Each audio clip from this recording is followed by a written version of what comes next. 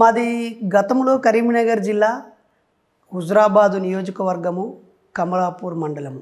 ఇప్పుడు అది హనంకొండ అంటే వరంగల్ రూరల్ జిల్లాగాను తర్వాత హన్మకొండ జిల్లాగాను మారింది. మాది కమలాపూర్. అంటే మీ అమ్మ నాన్న ఏం చేస్తుండే? అమ్మ బీడీ కార్మికురాలు, ఇప్పుడు కూడా బీడీలు చేస్తుంది. నాన్న చేనేత కార్మికుడు, అంటే పద్మశాలి కుల వృత్తిలో ఆయన ఉన్నారు. వలస వెళ్ళి అనేక సంవత్సరాలు ఇప్పుడు ఇంటి దగ్గరే ఉంటున్నాడు. 4 మేకలు కొనుక్కొని అలా మేకలతో వెళ్ళి వస్తూ ఉంటాడు. అంటే తోబుట్టువులు ఉన్నారా? ఒక్కనేనా? నాకు 2 తమ్ముళ్ళు. ఒక తమ్ముడు మూఢనమ్మకాల వల్ల బలైపోయాడు. అప్పటి నుంచి నేను మూఢనమ్మకాల మీద కూడా పనిచేయాలనే బాధ్యతను పెట్టుకున్నాను. నాకు మరో తమ్ముడు రమేష్ ఉన్నాడు. తాను ఒక కిరాణం కొట్టు నడుపుకుంటూ వ్యవసాయ పనులు చేసుకుంటూ జీవిస్తాడు. మీకు పెళ్ళి అయిపోయింది? ఇద్దరా? ఒకరానా? ఇద్దరు మగ పిల్లలు. పెద్ద మీ తమ్ముడు మూఢనమ్మకాల వల్ల చనిపోయిండు అని అన్నారు కదా, ఎందుకు? అంటే అది 2000 సంవత్సరంలో మా తమ్ముడికి అనారోగ్యం వస్తే అమ్మ సకాలంలో వాడిని హాస్పిటల్ తీసుకెళ్లకుండా తాను నమ్మిన వెంకటేశ్వర స్వామి కాపాడతాడని నమ్మి పూజలు ఉపవాసాలు ఉండటము, హనుమాన్ గుడి చుట్టూ తిరగడము, తర్వాత పెద్ద దేవుడికి చేయడము, ఉప్పలమ్మకు చేయడము, మైసమ్మకు చేయడము, ఒళ్ళు పట్టించి గాలిలో దూలో పట్టిందని మేకప్ పిల్లలు విడిచిపెట్టడము, కొబ్బరికాయలు పెట్టడము, భూత వైద్యులు మాంత్రికుల దగ్గరికి వెళ్ళడము, దేవర పూనకాలు వచ్చి ఊగే వాళ్ళ దగ్గరికి వెళ్ళడము, దర్గాలకు వెళ్ళడము, అలాగే చర్చిలకు వెళ్ళి ఆడ దండం పెట్టియడము, గుడి గోపురాలు తిప్పింది తప్ప హాస్పిటల్ తీసుకెళ్ళలేదు. కారణం అమ్మ చుట్టూ ఉన్న వాళ్ళందరూ అనేక మూఢనమ్మకాలు నమ్మే వాళ్ళే. అంతా దేవుడి దయ, దేవుడే చూస్తాడు అనే మాట. అసలు హెల్త్ ఇష్యూ ఏంది మరి ఆయనకి లివర్ జాండీస్ వచ్చింది. జాండీస్ జబ్బుతో ఉన్నాడు. కామెర్ల జబ్బుతో ఉన్నాడు. అప్పుడు ఇవన్నీ చేసి ఆలస్యమైంది. హాస్పిటల్కి వెళ్ళాక మీరు ముందే తీసుకొచ్చుంటే కాపాడే వాళ్ళం, మీకున్న మూఢనమ్మకం అజ్ఞానం వల్లే ఈయన ప్రాణాలు విషమించాయని చెప్పారు. ఆ తర్వాత చాలా బాధ ఎదుర్కొన్నాము. కొంత ట్రీట్మెంట్ ప్రయత్నించాము. చనిపోయే ముందు ఇక బతకడు అన్నప్పుడు దుఃఖంతో ఇంటికి తీసుకొచ్చాము. 6వ తరగతికి వెళ్ళాల్సిన నా తమ్ముడు సమాధిలోకి వెళ్ళాడు. అప్పుడే అనుకున్నాను, నేను పెద్దగయ్యాక ఎన్ని ఉన్నత చదువులు చదివినా, ఎన్ని ఉద్యోగాలు చేసినా, నేను ధనవంతున్నైనా, ఏ వృత్తిలో ఉన్నా, ఏ పని జీవనాధారంగా పెట్టుకున్నా, నా మిగులు సమయాన్ని లేదా నాకున్న విషయ పరిజ్ఞానాన్ని ఈ ప్రజలకు వివరించి ఏ చిన్న అనారోగ్యం వచ్చినా ముందుగా హాస్పిటల్కి వెళ్ళండి, అవసరమైన టెస్టులు చేయించుకోండి, డాక్టర్లు సూచించిన దారిలో వెళ్ళండి, ఒకవేళ నమ్మకాలు ఉంటే దండం పెట్టడం వరకే పరిమితం చేయండి, గుడ్డిగా నమ్మి దేవుడే కాపాడుతాడనేటువంటి భ్రమలో బతకొద్దు, చైతన్యంగా ఉండండి అని చెప్పడం నా పనిగా పెట్టుకొని. తమ్ముడు చనిపోయినప్పటి నుండి బైరి నరేష్ జ్ఞానవంతుడైండి అన్నట? అదేం కాదు, నేను బాగా చిన్నగా ఉన్నప్పుడే లోతుగా పరిశీలించేవాడిని ఏ విషయాన్ని. ఎందుకు ఇప్పుడు ఎవరికైనా ఒక విషయం అనేది కలిసివేసినప్పుడు, లేకపోతే దానివల్ల మనము ప్రభావితం అయినప్పుడు మన వ్యక్తిత్వంలో మార్పులు వస్తాయి. అవును, చిన్నగా ఉన్నప్పుడే అని అంటే ఎందుకు అయింది అట్లా? అంటే చుట్టూన్న పరిసరాలా లేకపోతే ఎట్లా? నేను చిన్నగా ఉన్నప్పుడు మా పల్లెలో, మా ఊర్లో 4 కులాలు ఉంటాయి ప్రధానంగా. రెడ్డి కులస్తులు, యాదవ కులస్తులు, ముదిరాజు అంటే తెలుగు వాళ్ళు, ఫిషర్ మ్యాన్ కమ్యూనిటీస్, తర్వాత కొద్దిమంది పద్మశాలీలు, 1-2 కుటుంబాలు, 300 కాపులు, ఒక గౌడు కుటుంబం. ఇంతే మా పల్లె. ఈ పల్లెలో అందరి సోషల్ స్టేటస్ చూస్తే వీళ్ళు పెద్ద కులం వాళ్ళు. ఉన్న ఈ 5 కులాల్లో మాది చిన్న కులం అనే వివక్షని ఎదుర్కొన్నాను, పేదరికాన్ని ఎదుర్కొన్నాను. మాకు భూములు ఉండేవి కాదు. ఆయా ఇండ్లలో ఫంక్షన్స్ అవుతే మా నాన్నలు చిన్నాన్నలు వెళ్ళి మేకలు కోసే పని.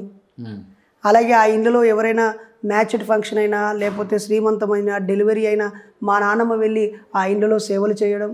ఇంకా ఓపెన్గా చెప్పాలంటే వాళ్ళకు పంటలు వచ్చేవి, మాకు పరిగేరుకోవడానికి నానమ్మతో అమ్మతో కలిసి ఆ మొక్కజొన్న పెరలు తీసాక అందులో ఎవరైనా మిస్టేక్ అయిన కంకులు ఏరడానికి, వరి గొలుసులు ఏరుకోవడానికి, అన్ని రకాల పరిగె గింజల బతుకులు. కొన్ని మా గ్రామంలో అంటే వివక్ష ఉందా లేదా ఇప్పుడు లేదనుకోండి, కానీ ఏ ఇంట్లోనైనా ఫంక్షన్ అయి భోజనం మిగిలిపోయి ఉంటే, మన ఊర్లో ఈ మనుధర్మం అంటారా, ఈ దేశంలో ఉన్న దౌర్భాగ్యం అంటారా, ఆ నిచ్చెన మెట్ల కుల వ్యవస్థలో నా కులము తక్కువది కాబట్టి మమ్మల్ని పిలుచుకొని ఆ పాత్రలో పట్టుకొని వెళ్ళి తినడము. అమ్మ వాళ్ళు వేసేవాళ్ళు, మనం తినేవాళ్ళం ఎందుకయ్యాము? మనం రేషన్ కార్డు ఆ పటేలోళ్ళను ఈ గొల్లోళ్ళను అడుక్కొని ఎందుకు బియ్యం తెచ్చుకోవాలి? అసలు మనకు భూమి ఎందుకు లేదు? మన నాన్న బతకడం కోసం ఇతర రాష్ట్రాలకి వలస వెళ్ళాల్సిన పరిస్థితి ఎందుకు వచ్చింది? అందరిలాగా పండుగలు పబ్బాలు సంతోషాలు ఎందుకు జరుపుకోము? ఇంకా చెప్పాలంటే మా ఊర్లో ఇంకొక పెద్ద మూఢనమ్మకం ఉంది. అదేంటంటే సంక్రాంతి పండుగ ఈ 3 రోజుల పాటు అందరూ పండుగ జరుపుకుంటూ భోగి మంటలు, ఆ రైతుల పంటలు చేతికొచ్చే ఆనందంలో జరుపుతారు. దానికేం మతము కులము లేదనుకోండి. ప్రకృతి పండుగ, రైతుల పండుగ. ఆ సమయంలో మా ఊర్లో ఉన్న అందరి పశువుల ఆవులు, గొర్రెలు, బర్రెలు అవన్నీ ఉంటాయి కదా, ఆ కొట్టాలన్నీ ఊడ్చి ఎత్తిపోసి ఆ పెండని తీసుకొచ్చుకొని మా ఇంటి దగ్గర ఉండే పెంట బొందలో వేసుకునే స్వభావం. అంటే వాళ్ళందరూ పండుగ చేసుకొని వాళ్ళ పిల్లల చేతుల్లో పిండి వంటలు ఉంటే నా చేతికి పెండ కుప్పలు, తలపైన రాత్రంతా మెలకువతో ఉండి పెండ కలెక్ట్ చేయడాలు, కారిపోవడాలు, నా చేతికి నా ఒంటికి పేడవాసన వస్తూ ఉంటే నా తోటి వయసు ఉన్నటువంటి నా క్లాస్మేట్స్ చేతిలో లడ్డూలు, గారెలు, చకినాలు ఉండేవి. నేను ఎప్పుడు అడిగేవాను, అమ్మ ఎందుకు మనకు బర్రెలు కొనుక్కోవచ్చు కదా, ఆవులు కొనుక్కోవచ్చు కదా, మనకు ఆవులు ఎందుకు లేవు, బర్రెలు ఎందుకు లేవు, భూములు ఎందుకు లేవు, ఆ కల్లాలు ఎందుకు, చేను చిలకలు మనకెందుకు లేవు? వాళ్ళ నాన్నలు బాయిల దగ్గరికి వెళ్తే మన నాన్నలు పని చేయడానికి వెళ్తున్నారు. వాళ్ళు పంట వచ్చి పైసలు వస్తాయి, మనం పరిగెల గింజలకు వెళ్తున్నాము. వాళ్ళకి ఆనందం ఉంది, మనకు. నాకు ఇంకా అప్పటికి నేను బాబాసాహెబ్ని చదవలేదు, పూలేని చదవలేదు, పెరియార్ టచ్ కాలేదు, బౌద్ధ సిద్ధాంతం నాకు తెలియదు. కేవలం నా పరిశీలనలోనే నేను ప్రతిఘటించేవాడిని, ప్రశ్నించేవాడిని, ఆలోచించేవాడిని, చూసేవాడిని. ఆ క్రమంలో అణిచివేతకు గురైనప్పుడే తిరుగుబాటు మొదలవుతుంది అని అంటారు. అది అణిచివేత అనుకోవచ్చా? అంతే. అణిచివేత, వివక్ష, లేదా తరతరాలుగా వస్తున్న బానిసత్వం, లేదా మా తాతలు, మా తండ్రులు, మా చిన్నాన్నలు, పెద్దనాన్నలు చదువు విలువ తెలుసుకొని ఆ చదువు వెనకాల వెళ్ళకపోవడము, లేదా పై కులాల వాళ్ళు అని ఎదుటి వాళ్ళని గౌరవిస్తూ మేము తక్కువ అనే మానసిక బానిసత్వంలో ఉండటము, లేదా ఇప్పుడు మేము అనుభవించే ఈ కష్టాలకి కన్నీళ్ళకి మా తలరాత పోయిన జన్మలో చేసిన పాపమో ఇంకేదో కారణం అనుకున్నారు తప్ప తెగించాలి, తొలగించాలి, ఎదిరించాలి, నిలవాలి, ఎదగాలి అనే భావన నా ముందు తరానికి నా తరానికి రాకపోవడము, అవకాశాలు లేకపోవడము, ఎన్నెన్నో కారణాలు. కాబట్టి దానికి కులం కారణం ఉంది, మతం కారణం ఉంది, దైవత్వం కారణం ఉంది, కర్మ సిద్ధాంతం కారణం ఉంది. నరనరాన వందల వేల సంవత్సరాలుగా పూజిస్తేనో, దండం పెడితేనో, ఉపవాసం ఉంటేనో మా బతుకు మారుద్ది అనుకున్నారు. కానీ ఎన్ని కష్టాలైనా చదివితే నిలుస్తామని, జ్ఞాన మార్గంలో వెళ్ళాలని ఎవరు చెప్పారు మీకు చదువుకోవాలని చెప్పి? ఎందుకు? మా Hindi teacher Narasimhaswamy sir 6th క్లాస్లో వచ్చాడు. అప్పటికి నేను ఆర్డినరీ స్టూడెంట్ని. ఆయన నాలో ఉన్న యాక్టివ్ క్రియేటివ్ థింకింగ్ని బేస్ చేసుకొని నాకు పుస్తకాలు గిఫ్ట్గా ఇవ్వడము, బాగా చదవాలనడము, చినిగిపోయిన బట్టలతో ఉన్న నాకు తన శాలరీలో నుంచి 2 జతల బట్టలు కొనివ్వడము, అక్కడ నుంచి నన్ను ఉపాధ్యాయులు ఆదరించడం, ప్రేమించడం మొదలుకొంటే పీజీలు, పీఈడీలు, పిహెచ్డీలు దాకా అన్ని దశల్లో వేరువేరు కులాలకు చెందిన, వేరువేరు మతాలకు చెందిన ఉపాధ్యాయులు నన్ను తీర్చిదిద్దారు. ఏ సామాజిక వర్గం మీది? బీసీ-బి, పద్మశాలి చేనేత కుటుంబం. పద్మశాలి చేనేత కుటుంబం మీది.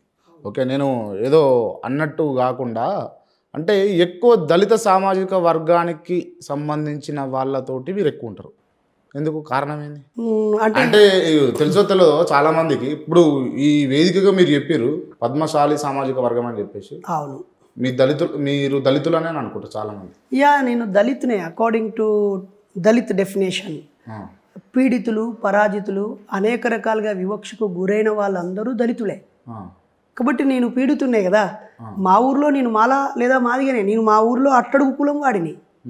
పక్క ఊరికి వెళ్తే ఇంకా ఈ కులం కంటే ఇంకా తక్కువ వాళ్ళు, మాల మాదిగ వారు తక్కువనో, అందులో ఇంకా డక్కలి సింధు వాళ్ళు, ఇంకా రెల్లి వాళ్ళు, ఇంకా యానాదులు ఎరకల వాళ్ళు, ఇలా ఈ పనికి మాలిన కుల వ్యవస్థలో ఒక నిచ్చెన ఉంది కదా.